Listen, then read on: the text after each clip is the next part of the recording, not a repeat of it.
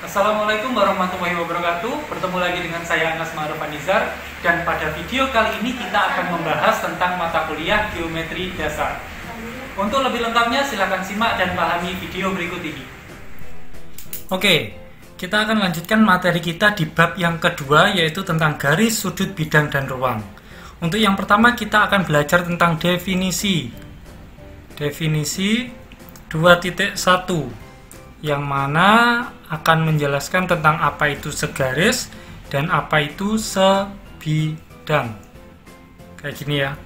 Jadi titik-titik itu dikatakan segaris jika dan hanya jika ada sebuah garis yang memuat suatu titik itu. Jadi kalau ada titik-titik dikatakan segaris. Sekali lagi, titik-titik itu dikatakan segaris. Segaris jika ada satu garis yang memuat seluruh titik-titik itu. Nah, ini namanya segaris. Termasuk definisi dari sebidang. Titik-titik dikatakan sebidang, jika dan hanya jika gitu ya. Jika dan hanya jika ada satu bidang yang memuat seluruh titik itu. Nah, kayak gini ya. Titik-titik dikatakan segaris jika ada satu garis yang memuat semua titik itu. Titik-titik dikatakan sebidang jika dan hanya jika ada sebuah bidang yang memuat semua titik itu, gitu ya. Yang seperti ini namanya kolinier ya. Kalau ada satu garis nama lain daripada segaris itu kolinier. Kalau misalnya kata lain dari sebidang itu planar, gitu ya. Jadi sekali lagi, kalau nama lain dari segaris itu kolinear, kalau misalnya nama lain dari sebidang adalah koplanar. Jadi kayak gini, kalau misalnya titik 1, 2, 3, Anda anggaplah ini titik A, ini titik B, ini titik C. Apakah titik A, B, C itu segaris? Dia dikatakan segaris ketika ada satu garis yang melewati ketiganya. Ya, ada satu garis yang melewati ketiganya. Pak, apakah ini itu titik A, B, C di gambar yang kedua itu segaris? Jawabannya adalah tentu tidak, karena ini harus ada dua garis baru bisa menghubungkan keseluruhan garis itu. Gitu ya. Garis di sini yang kita gunakan adalah garis yang primitif, jadi harus garis lurus. Oke, kalau ini kan ada satu garis. Kalau ini ada dua, ini dan ini. Gitu ya.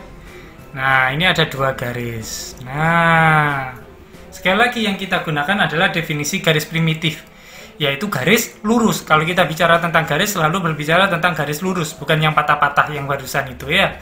Yang seperti ini itu dihitung dua garis. Karena ada dua garis, maka tidak memenuhi titik-titik A, B, C ini dikatakan segaris. Termasuk contoh kalau misalnya ada bidang nih, ini bidang.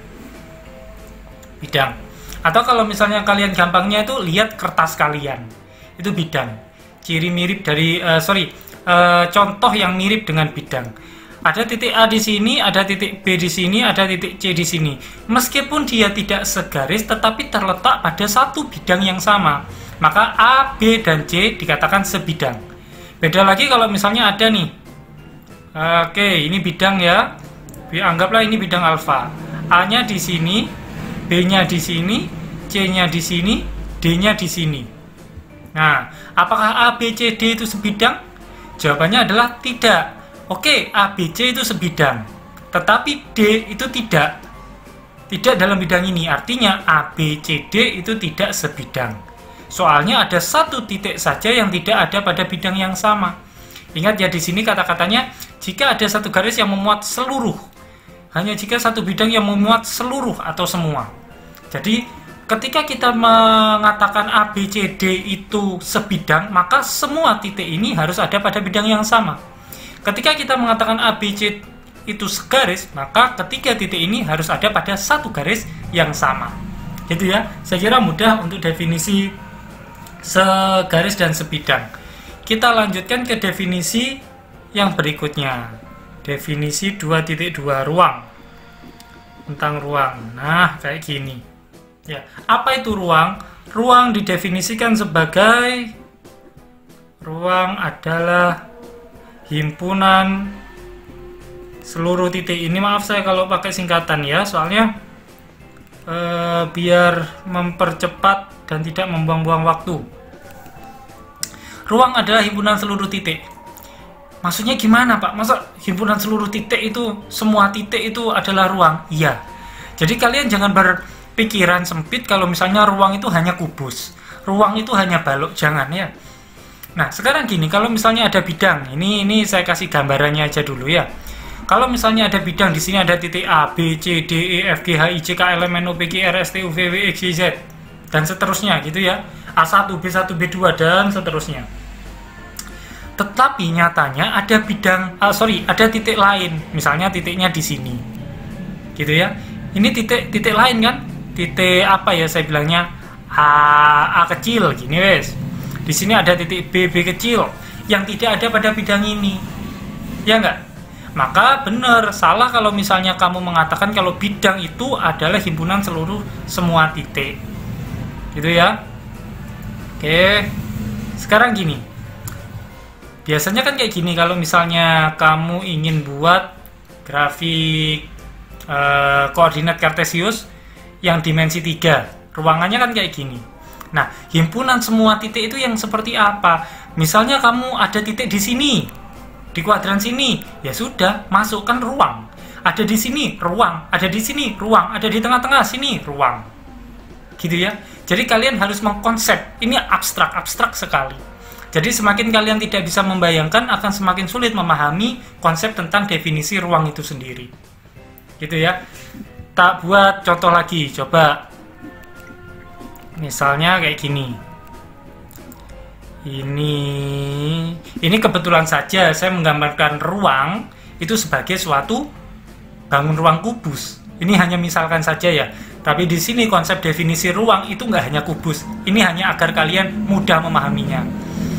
Ketika di sini ada A, B, C, D, E, F, G, H kayak gini ya. Misalnya saya punya titik di bidang A, B, C, D. Selesai, itu di bidang. Di bidang B, C, G, F itu di bidang. Di bidang D, C, G, H itu di bidang. Tetapi sangat mungkin kan saya memiliki suatu titik di tengah-tengah ini. Tidak pada bidang tetapi di dalamnya. Ya enggak? Ada titik di dalamnya kubus ini, tetapi tidak nempel sisi-sisinya. Nah, kan itu banyak sekali titiknya, makanya itu disebut ruang. Adalah himpunan seluruh semua titik, entah yang ada pada bidangnya, entah yang nempel pada garisnya, ataupun yang ada di dalamnya. Itu namanya ruang. Ya, himpunan seluruh semua titik. Ya, hanya gambarnya saja di sini saya menggunakan kubus, hanya agar kalian itu gampang memahami. Konsepnya ruang itu kan sembarang. Pokoknya semua ruang. Jadi pokoknya ada titik, pasti titik itu berada di dalam suatu ruang tertentu. Kayak gitu ya. Jadi itu konsep tentang definisi ruang. Ruang adalah himpunan seluruh semua titik. Entah nempel pada bidang, garis, ataupun di dalamnya. Tidak nempel di dalam dua-duanya. Nah, itu tentang definisi ruang. Kita lanjutkan pada materi berikutnya, yaitu postulat. Bentar saya lihat postulat berapa. Oh iya, postulat 5. Oke, di postulat 5 itu ada dua hal yang perlu kalian tahu. Yang pertama, setiap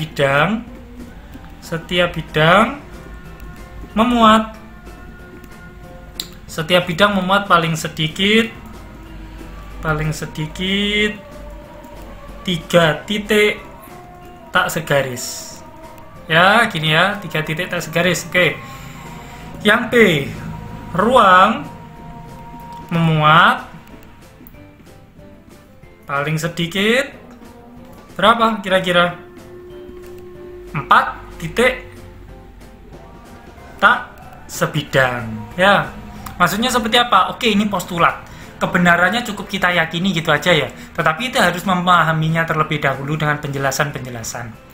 Yang pertama dulu, setiap bidang memiliki atau memuat paling sedikit 3 titik tak segaris. Ya, memuat 3 titik tak segaris. Andai kata 3 titiknya itu masih segaris, ya belum tentu dia merupakan suatu bidang, bisa saja hanya garis. Gitu ya. Kalau sudah mengatakan bidang, misalnya yang tadi, yang kayak gini, pasti ada 3 titik, 1, 2, dan 3. Kan gitu, minimal sudah ini sedikit. Soalnya kalau hanya ada 2 titik atau 3 titik atau 4 titik tetapi segaris, itu belum tentu ada pada suatu bidang yang sama, bisa saja hanya segaris. Cukup buktikan hanya ada 1 titik saja dari ketiga titik yang tidak segaris. 1, 2, 3, misalnya yang ini ya, misalnya yang ini 1, 2, dan 3. Loh, kok ada 3 titik? Pasti itu terletak pada satu bidang. Ya, setiap bidang memuat paling sedikit 3 titik tak segaris. Memuat paling sedikit. Pak, ini kan bisa 4. Iya, bisa 4, bisa 5, bisa 6, bisa 7, dan seterusnya. Ingat, di sini kata-katanya hanya paling sedikit 3 titik tak segaris. Soalnya kalau masih segaris, belum bisa dikatakan sebagai suatu bidang. Gitu. Sekarang ruang. Ruang memuat paling sedikit 4 titik tak sebidang. Jika hanya 3 bisa jadi hanya suatu bidang, bukan ruang. Ya.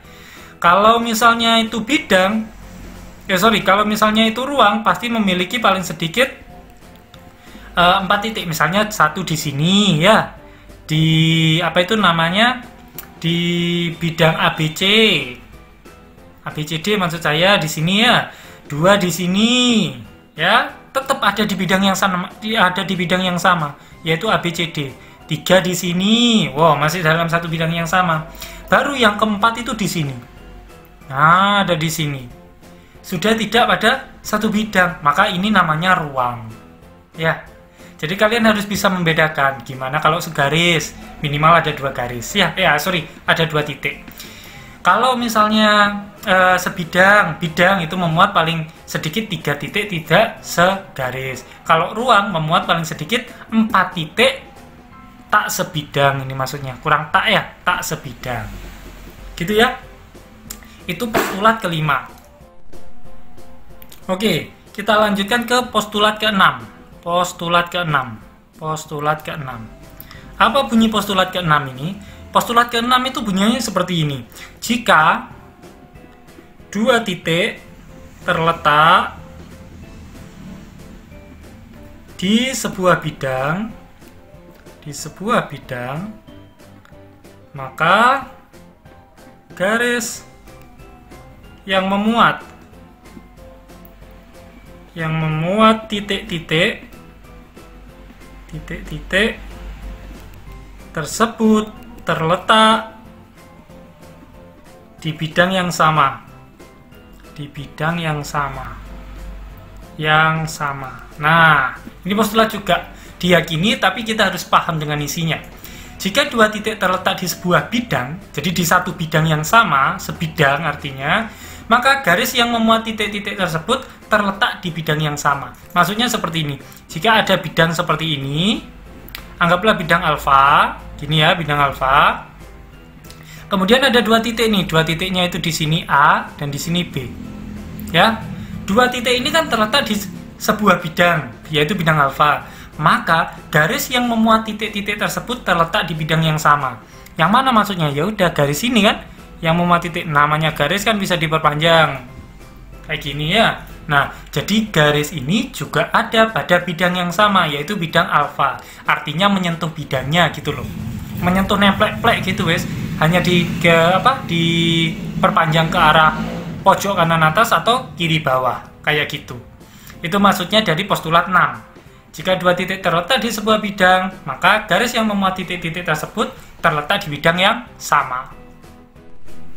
Oke, selanjutnya yaitu postulat 7. Nah, apa bunyi dari postulat 7 ini? Postulat 7 itu bunyinya seperti ini. Setiap 3 titik terletak di paling sedikit satu bidang. Nah, Ini yang pertama. Kemudian setiap 3 titik yang tidak segaris terletak di tepat satu bidang. Nggak boleh kurang, nggak boleh lebih. Oke, jadi ini bunyi postulat 7. Yang pertama dulu, setiap 3 titik terletak di paling sedikit satu bidang. Jadi sangat mungkin 3 titik itu terletak di 2 bidang. Sangat mungkin juga 3 titik itu terletak di 3 bidang. Gitu ya. Pokoknya paling sedikit itu ada pada satu bidang. Yang namanya bidang itu bisa diperpanjang ya. Setiap 3 titik terletak di paling sedikit satu bidang itu maksudnya seperti ini. Kalau ada 3 titik ya 1, 2, 3 misalnya di sini. Oke, kita bisa menggambarkan suatu bidang kayak gini. Nah, ya toh 3 titik tersebut ada pada satu bidang yang sama. Ya. Kalau misalnya, Pak, gimana sih Pak contoh dari 3 titik itu yang terletak pada bidang yang berbeda? Lihat aja pada kubus misalnya atau pada balok. Kayak gini. Titik yang pertama di sini, di depannya itu ya. Titik yang kedua ada di sini, yang di sebelah sini. Titik ketiga ada yang di atas. Sudah, jadi 3 titik ada pada bidang yang berbeda. Satunya bidang yang kayak gini mendatar, yang gini ya. Satunya itu yang gini, satunya yang gini. Ya, agak susah menerangkan kalau misalnya tidak langsung memang, tetapi kalian harus paham dan harus mengabstraksi sendiri. Jadi yang ini, titik yang pertama itu ada pada bidang A, B, C, D maksudnya ya. Titik yang kedua ada di bidang B, C, E, F. Dan titik yang ketiga ada di bidang C, D, G, F gitu. Jadi di atas, di samping, di depan. Nah, ini contoh dari ada 3 titik yang terletak pada 3 bidang yang berbeda. Tetapi ketika kita membuat 3 titik sembarang, ya, membuat 3 titik sembarang, itu bisa dibuat satu bidang. Terletak di paling sedikit satu bidang kayak gini. Ya, ini pun bisa kan dibuat satu bidang. Nah, gini udah, tambahkan aja. Bidang apa ini? Bidang segitiga. Kan gitu ya. Oke, ini yang pertama. Yang kedua, setiap 3 titik tak segaris terletak di tepat satu bidang yang saya jelaskan barusan. 3 titik ini kan tak segaris ya enggak? 3 titik ini dan ini tidak segaris, terletak di tepat satu bidang. Bidangnya mana? Bidang yang ini ya, bidang yang ini. Pak, boleh saya gambarnya itu gini, misalnya gini, seret. Boleh, tapi bidangnya sama, arahnya sama kayak gini ya.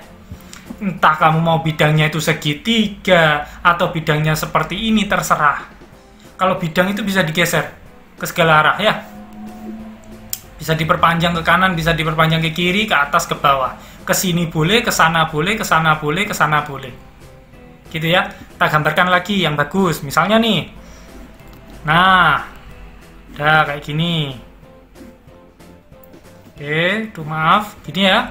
Titik yang pertama ada di sini. Titik yang kedua ada di sini di atas, titik yang ketiga ada di samping. Oke, sangat mungkin kan ada bidangnya kayak gini bentuknya, seret kayak gini. Ya. Kemudian di sini seret. Anggaplah ini memotong ya. Nah, udah. Ya. Jadi ini kan meliputi ke 3 titik ini. Jadi 3 titik ini ada pada bidang beta. Ya enggak? Jadi seperti itu. Setiap 3 titik tak segaris terletak di tepat satu bidang, yaitu ini. Ada 3 titik tak segaris terletak di tepat satu bidang. Nggak mungkin ada bidang lain selain ini. Soalnya bidang ini, Pak, boleh nggak saya bidang ini? Ya sama saja, itu kan masih sama-sama suatu bidang yang sama, hanya bentuknya yang berbeda. Kayak gitu ya. Oke, itu untuk postulat 7. Setiap 3 titik terletak di paling sedikit satu bidang. Bisa aja di satu bidang seperti ini, bisa aja di 3 bidang. Tetapi setiap 3 titik tak segaris terletak di tepat satu bidang. Dek. Ada satu bidang yang bisa kita buat untuk menghubungkan ketiga titik tersebut. Gitu ya. Itu postulat ke-7. Oke, kita menuju ke postulat ke-8. Postulat 8.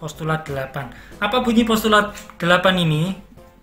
Jika 2 bidang berpotongan, nah kayak gini, berpotongan, maka potongannya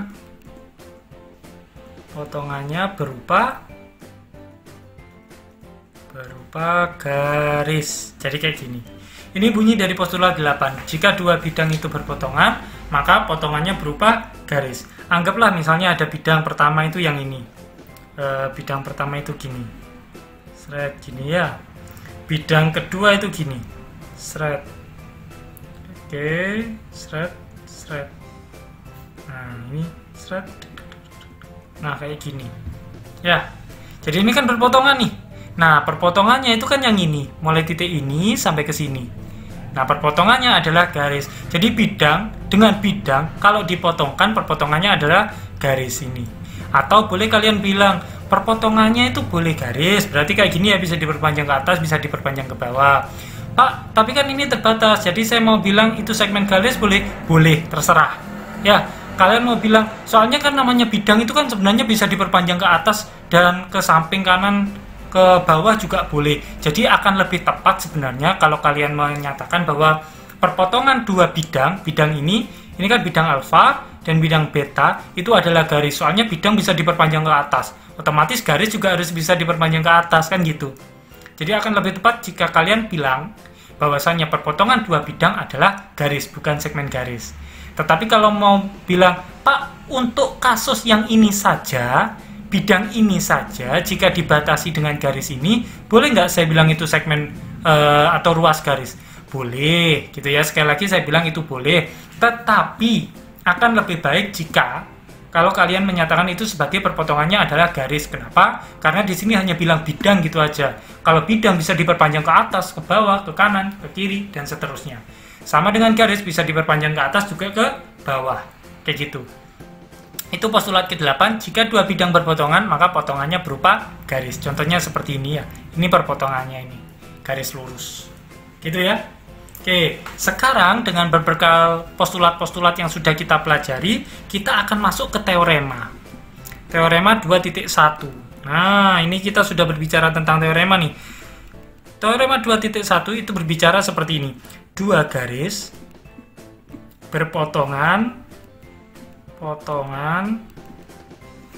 di paling banyak satu titik. Nah, kayak gini. Dua garis berpotongan di paling banyak satu titik. Nah, yang namanya teorema itu harus kita buktikan. Buktikannya nggak boleh hanya dengan gambar. Misalnya nih, gambarnya seperti ini. Sret. Pak, ini kan dua garis berpotongan di satu titik. Loh, ya kalau garisnya seperti ini. Gimana kalau garisnya seperti ini? Loh, kan sudah beda nih. Ini silang, ini agak gini. Ini baru 2 contoh, 3 contoh, 4 contoh. Nggak akan selesai. Ya, nggak akan selesai garisnya. Nah, lalu bagaimana kita membuktikannya? Gunakan definisi maupun postulat-postulat yang sudah kita pelajari di atas. Misalnya nih, gini. 2 garis ya. Kita diketahui 2 garis. Maka ada 2 garis itu artinya bukan garis yang sama. Misalkan nih, saya punya 2 garis, berarti M tidak sama dengan L. Kan gini, M tidak sama dengan L. Ingat, ketika kita menuliskan garis, maka gunakan huruf kecil. Ya, 2 garis berpotongan. Oke, anggaplah 2 garis tersebut adalah M dan L, di mana M-nya itu tidak sama dengan L. Kalau sama berarti ya bukan 2 garis, tetapi 1 garis, kan gitu. Makanya di sini saya kasih M dan L tetapi tidak sama. Biar terhitung 2. Kayak gitu ya. Oke, sekarang kita gunakan pengandaian. Ya, andai 2 garis berpotongan di lebih dari 1 titik. Nah, yang mau kita gunakan adalah tepat atau paling banyak itu 1 titik. Ya, paling banyak itu 1 titik. Nah, sekarang kita mengandaikan. Kalau mengandaikan itu menyangkal pembuktiannya. Menyangkal apa yang hendak kita buktikan. Kalau yang akan hendak kita buktikan adalah paling banyak 1 titik, kita menyangkal. Andai 2 garis berpotongan di lebih dari 1 titik. Anggaplah lebih dari itu 2 gitu ya.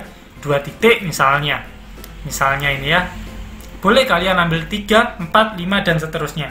Tetapi yang lebih dari 1 itu kan paling sedikit kan 2, jadi saya ambil 2.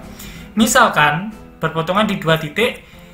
2 titik tersebut adalah A dan B. Nah, Ya, jadi berpotongan di dua titik yaitu A dan B kayak gini. Sudah, ada garis M dan L berpotongan di dua titik. Di dua titik itu A dan B. Sudah ya. Artinya apa? Kalau berpotongannya di A dan B, maka apa?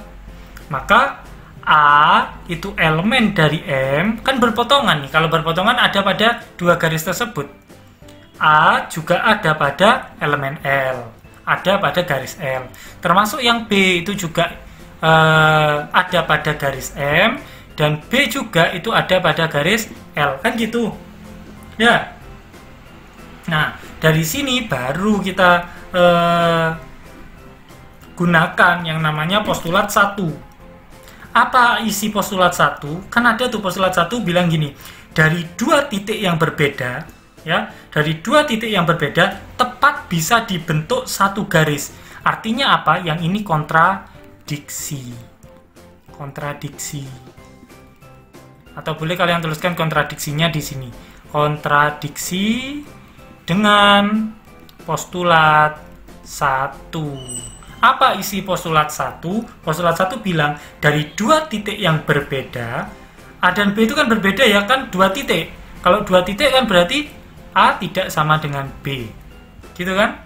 Dari dua titik yang berbeda, katanya postulat 1 nih, dari dua titik yang berbeda tepat bisa dibentuk satu garis. Di sini dari dua titik yang berbeda bisa dibentuk dua garis, garis M dan juga garis L. Kan kayak gitu, makanya kontradiksi. Gitu ya. Sekali lagi tak ulangi. Versi yang agak cepat karena ini mengulangan. Dua garis berpotongan di paling banyak satu titik. Karena ada dua garis, maka saya misalkan dua garis itu M dan L. Dan tidak boleh sama, kenapa? Kalau sama maka terhitung satu titik. Sekarang pembuktiannya kita mengandaikan ini itu salah. Berarti dua garis berpotongan di paling banyak satu titik itu salah. Berarti bisa lebih. Andai dua garis berpotongan di lebih dari satu titik. Misalnya adalah dua titik. Nah, kalau kita sudah berbicara dua titik, berarti dua titik itu harus berbeda, yaitu A dan B. Kalau titiknya sama, ya dianggap satu titik, bukan dua titik, gitu ya, A dan B. Nah, ketika A dan B itu merupakan perpotongan dari dua garis M dan L, maka A itu ada pada M, A itu ada pada L, yang ini. B ada pada M, B juga ada pada L, yang ini. Gitu kan? Jadi, A dan B itu ada pada garis M, A dan B juga ada pada garis L. Nah, hal itu kontradiksi dengan postulat 1 yang menyatakan kalau ada dua garis, kalau ada dua titik, maka dua titik yang berbeda, maka tepat bisa dibentuk satu garis. Di sini ada L dan ada M, maka kontradiksi dengan postulat 1. Kesimpulannya kalau kontra, maka pengandaian salah. Pengandaian salah. Kalau pengandaian salah, konklusi atau kesimpulan yang besar adalah benar bahwa dua garis berpotongan di paling banyak satu titik, satu titik. Nah, kayak gini ya. Nah, itu untuk teorema 2.1. Oke, kita lanjutkan di teorema 2.2. Teorema 2.2. Teorema 2.2 itu bilang gini. Jika garis memotong bidang yang tidak memuatnya,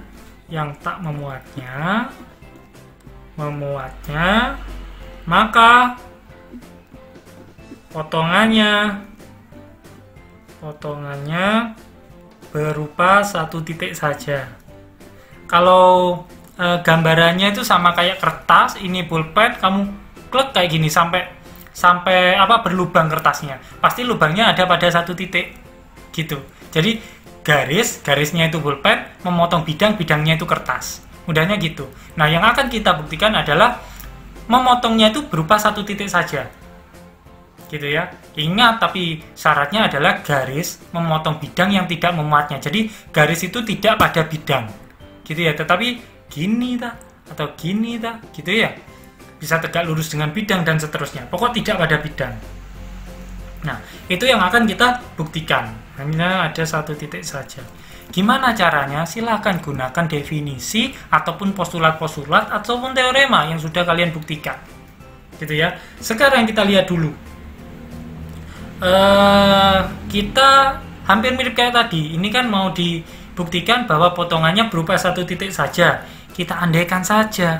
Kita andaikan. Oke, sudah fokus. Andaikan potongan ada di lebih dari satu titik. Gini ya. Misal A dan B.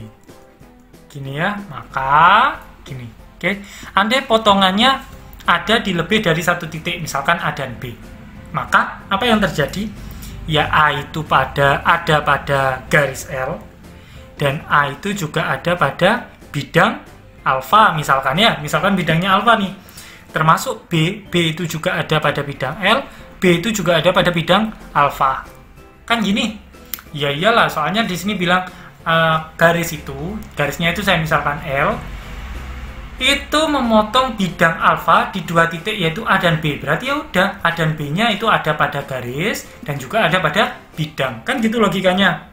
Nah, sekarang saya ke ataskan bentar dikit. A itu ada pada L. B itu juga ada pada L. Gitu kan? Jadi ada dua titik ada pada satu garis yang sama. Maka kesimpulannya apa? A dan B segaris di L. Kan gitu. Pakai dasar apa itu? Definisi 2.1. Apa isi definisi 2.1? Kalau misalnya atau dua titik dikatakan segaris jika semua titik tersebut ada pada satu garis yang sama. Kan gitu. A ada pada L, B ada pada L. Kan ini sama-sama ada di L, maka A dan B segaris. Itu menurut definisi 2.1. Oke, saya lanjutkan. Di sisi lain, A itu ada pada bidang alfa, B juga ada pada bidang alfa. Maka kesimpulannya apa? A dan B sebidang. Sama definisi 2.1 juga. Bidang sebidang di alfa, gini ya. Sama definisinya. Kalau ada dua titik ataupun lebih dikatakan sebidang jika semua titik itu ada pada bidang yang sama. Ada pada alfa, ada pada alfa. Oke, gitu ya. Definisi 2.1. Kemudian dari dua hal ini, apa yang kita bisa simpulkan? Bahwasanya L, garis L itu ada pada alfa. Kan gini, L ada pada alfa. Loh kok bisa? Coba dibaca postulat titik 6. Ya, postulat titik 6 itu kan bilang kalau misalnya dua titik A dan B yang berbeda itu ada pada L dan ada pada bidang alfa, maka L itu ada pada alfa. Garis itu ada pada bidang alfa. Kan kayak gitu bilangnya postulat 6. Gitu ya. Jadi kalau misalnya ada dua titik, sekali lagi kalau ada dua titik dan itu ada pada garis yang sama, sekaligus dua titik tersebut ada pada bidang yang sama, katanya postulat 6 nih. Kalian buka lagi postulat 6 bunyinya gimana? Maka garis tersebut ada pada bidang tersebut, bidang alfa. Kayak gitu ya. Coba saya bukakan postulat 6. Saya carikan mana postulat 6. Nah, ini. Bentar, nih. Jika dua titik terletak di sebuah bidang, maka garis yang memuat titik-titik tersebut terletak di bidang yang sama. Anggap dua titik tersebut terletak di sebuah bidang yaitu alfa, maka garis yang memuat titik-titik tersebut yaitu garis L terletak di bidang yang sama. Maka sama kayak yang ini. Kalau misalnya titik-titik itu A dan B ada pada alfa, dan maka garis yang memuat dua titik itu juga ada pada alfa. Kan gitu bunyinya postulat 6. Ya, postulat 6 bunyinya seperti itu. Tetapi hal ini terjadi kontradiksi. Kontradiksi dengan apa? Dengan ini. Garis memotong bidang yang tak memuatnya. Kontradiksi dengan L tidak pada bidang alfa. Yang ini, yang diketahui ini, garis memotong bidang yang tak memuatnya. Artinya tidak pada alfa, tidak pada bidang tersebut. Gitu ya. Karena kontradiksi, maka pengandaian salah. Pengandaian salah gini ya. Kalau pengandaian salah akibatnya apa? Yang ini kamu tulis. Garis memotong bidang. Jika garis memotong bidang yang tak memuatnya, maka potongannya berupa satu titik saja. Itu kalian tuliskan di sini ya. Yang ini. Jika garis memotong bidang yang tak memuatnya, maka potongannya berupa satu titik saja. Kamu tulis di sini. Kesimpulan umum itu namanya. Itu untuk teorema 2.2. Sekarang kita akan lanjutkan nih ke teorema 2.3. Oke, bunyi dari teorema 2.3 itu gini.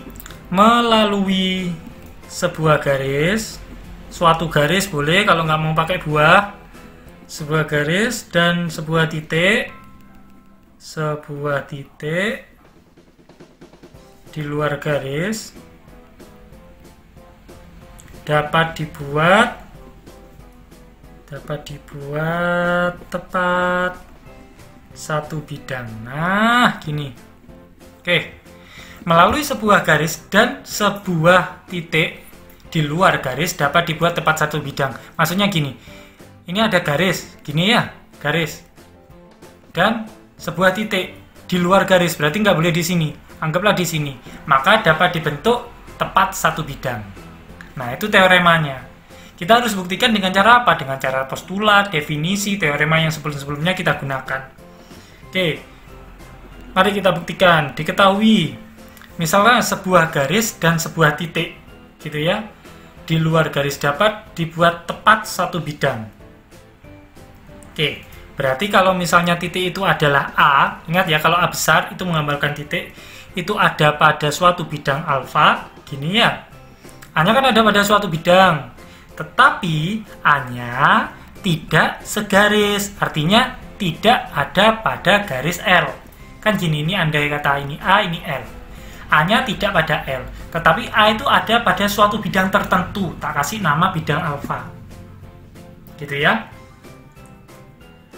Nah, dapat dibuat tepat satu bidang. Nah, berarti kalau tepat dibuat satu bidang, L-nya itu juga masuk kepada alfa. Gini ya. Nah, L-nya itu subset dari alfa. L-nya ada pada bidang alfa. Ini yang diketahui. Melalui sebuah garis dan sebuah titik di luar garis dapat dibuat tepat satu bidang. Ini satu garis dan titik di luar garis. Tepat dibuat satu bidang. Anggaplah bidang tersebut nanti adalah bidang alfa misalnya. Apakah benar hanya ada satu bidang? Kita buktikan. Pertama yang diketahui A itu pada alfa. Lambangnya elemen gini ya. A tidak pada garis L. A elemennya itu dicoret L. Nah, berbeda dengan ini, L ada pada bidang alfa. Bukan pakai elemen tetapi pakai subset, gitu ya. Itu aturannya. L subset alfa. Kayak gitu, artinya L ada pada alfa. Nah, selanjutnya kita pilih nih. Pilih B dan C elemen garis L. Di sini kan pasti ada garis ada titik-titik nih. Ya, di garis tersebut kan ada titik-titik. Pilihlah dua titik. Kasih nama titik tersebut adalah B dan C. Maka akibatnya apa? A, B, dan C tak segaris. Ya nggak? A, B, dan C apakah dia segaris? Enggak segaris, ya kan? Soalnya A tidak pada L kan? Karena A itu tidak pada L. Kan gini. Kalau A-nya ada pada L, maka dia segaris. Tetapi karena A tidak pada L, maka dia tidak segaris. Sedangkan B dan C itu ada pada L. Gitu ya. Jadi A, B, dan C itu tak segaris. Alasannya adalah A tidak ada pada garis L. Maka tepat dibuat satu bidang. Loh, kok bisa, Pak? Coba dilihat postulat 7. Coba dilihat postulat 7. Mana tadi postulat 7? Bentar. Nah, ini. Postulat 7 itu menyatakan seperti ini. Biar kalian mudah melihatnya. Nah, ini ya. Oke, postulat 7 bilangnya gini. Setiap 3 titik terletak di paling sedikit satu bidang. Itu yang pertama. Kita gunakan yang kedua. Setiap 3 titik tak segaris terletak di tepat satu bidang. Nah, di sini kan kita punya 3 titik nih. dan 3 titik itu tak segaris. Maka berdasarkan postulat 7, tepat dibuat satu bidang. Sudah selesai, gitu aja. Maka terbukti, sudah langsung terbukti. Nah, kayak gini. Ya, yang teorema 2.3 terbukti. Ntar saya rapikan dulu. Oke, terbukti melalui sebuah garis, yang ini kalian tuliskan lagi. Melalui sebuah garis dan sebuah titik di luar garis dapat dibuat tepat satu bidang. Kalian tuliskan di sini. Ya, itu teorema 2.3. Sekarang kita masuk ke teorema yang terakhir untuk video kali ini, yaitu teorema 2.4. Bunyinya teorema 2.4 itu melalui dua garis berpotongan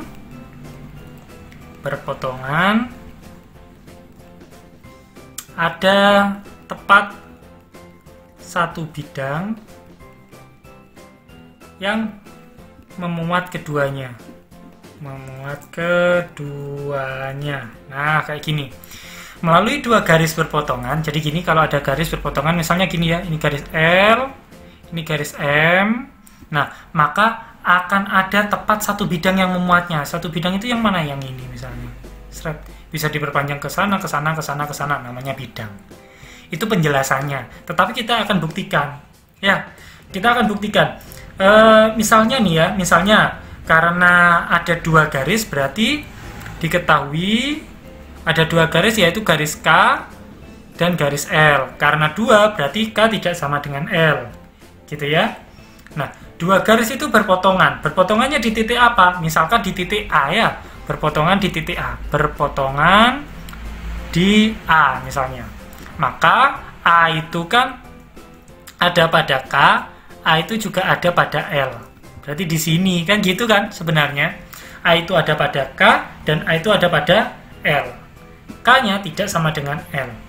Oke, sekarang kamu pilih titik lain, yaitu titik B, yang itu ada pada L, tetapi B itu tidak ada pada K. Kayak gitu. B-nya itu ada pada L, berarti di sini ya. B-nya itu ada pada L, tetapi B-nya itu tidak ada pada K. Nah, kan B-nya ada pada L, tetapi B-nya tidak ada pada K. Ya, tidak ada pada K. Gini. Maka, kenapa ini kok bisa gini? Ya, karena K-nya itu tidak sama dengan L, kan gitu. Ya, karena K-nya tidak sama dengan L dan hanya berpotongan di titik A, maka ketika kita milih B, titik B yang ada pada L, maka secara otomatis B itu tidak ada pada K. Ya, ketika kita pilih titik B yang ada pada garis L, maka B itu tidak ada pada garis K. Nah, akibatnya apa? Ada. Nah, ini bacanya ada gitu ya. Ada K, ada garis K, dan B itu tidak ada pada garis K.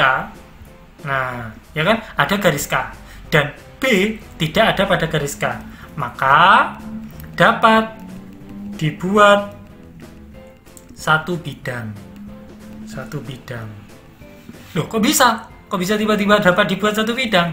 Alasannya adalah menggunakan teorema 2.3. Teorema 2.3 itu yang mana? Yang atasnya. Melalui sebuah garis dan sebuah titik di luar garis dapat dibuat tepat satu bidang. Ya, ini saya gambarkan lagi. Jadi ini ada, anggap ini lurus ya, ini ada garis L, yang ini adalah garis K. Gini. Katanya teorema 2.3 nih, melalui sebuah garis, satu garis, dan satu titik di luar garis dapat dibuat tepat satu bidang. Nah, ini ada titik B. B-nya itu ada pada L. B-nya berarti di sini. Ya enggak? B-nya ada di sini. Tetapi B-nya itu tidak ada pada K, jelas. Nah, di sini coba dilihat. Jadi ada K. Ada K itu kan yang ini. Ya, kalau tak tulis lagi gini, ada K, berarti yang ini. Ya, ada K. Kasih tanda panah sendiri ya. Ada K. Dan ada B. Tidak ada pada K. Kan di sini toh? Di sini kan? Nah, di sini toh. Maka dapat dibuat satu bidang menurut teorema 2.3. Katanya teorema 2.3 sekali lagi. Melalui sebuah garis dan sebuah titik di luar garis dapat dibuat tepat satu bidang. Loh, cocok kan? Melalui sebuah garis dan sebuah titik di luar garis dapat dibuat tepat satu bidang. Nah, ini dapat dibuat tepat satu bidang. Jadi kayak gitu ya alurnya. Pertama kita tuliskan aja dulu. dua garis berpotongan, anggaplah K dan L, dan itu tidak sama, berpotongan di A, artinya A itu ada pada K dan A itu ada pada L.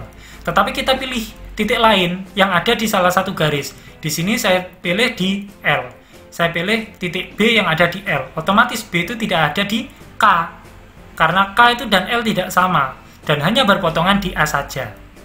Nah, maka ada K, garis K itu tadi, dan B yang tidak ada pada K. Dari dua hal ini, maka dapat disimpulkan bahwa hanya dapat dibuat tepat satu bidang menurut teorema 2.3. Ya sudah, terbukti. Terbukti apa? Terbukti melalui dua garis ini dan seterusnya sampai memuat keduanya. Gitu ya, mudah sekali saya kira. Oke, mungkin itu dulu untuk video pertemuan kali ini. Silahkan catat apa-apa yang perlu kalian tanyakan, kemudian kita diskusikan pada saat waktu diskusi berlangsung. Itu dulu dari saya, kurang lebihnya mohon maaf. Saya Edi, wassalamualaikum warahmatullahi wabarakatuh.